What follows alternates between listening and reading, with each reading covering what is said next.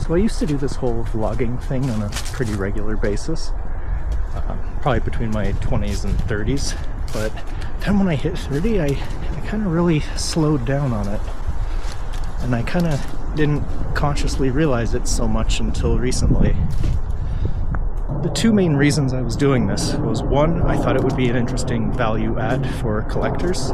They wouldn't just have the artist statement and the gallery, they could have me, my own face, and my own words, expressing my own thoughts as I understood them at the time. The second reason was I thought it could also be a resource for younger art students and aspiring artists and emerging artists to just, see the thoughts of someone a little further along the path than they are. Because I remember back when I was a student, talking with working professionals was incredibly valuable to me.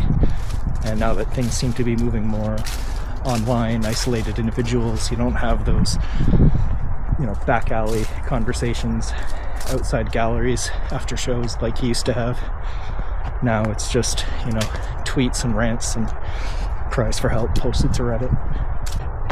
However, these videos overall turned out to be more of a resource for myself than anything.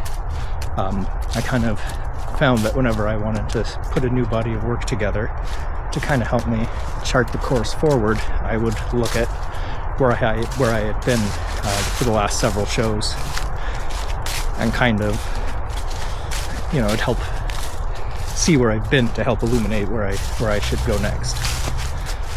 And I'm kind of working on a new body of work, and I've got a lot of big changes, and I kind of want to find connections from my previous work to help anchor them in.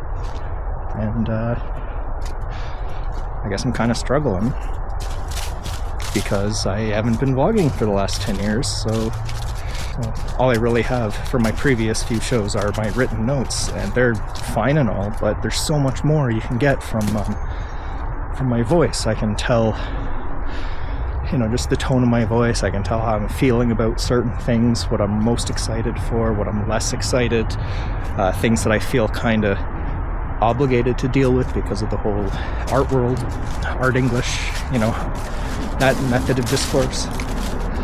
So there's all kinds of stuff bouncing and rattling around, and it's kind of interesting to compare my recorded spoken word to my remembered thoughts, to my written notes, to the work itself, and just kind of, figure out where I was going and where I was at.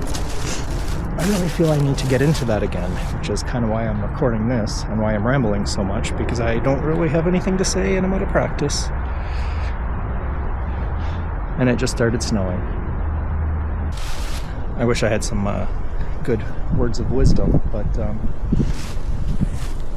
even something as simple as talking into a camera seems to be a skill that can atrophy with lack of use. So whatever your thing is, keep at it, don't give up, and stick with it, because a decade later you might find yourself really regretting that you ever stopped.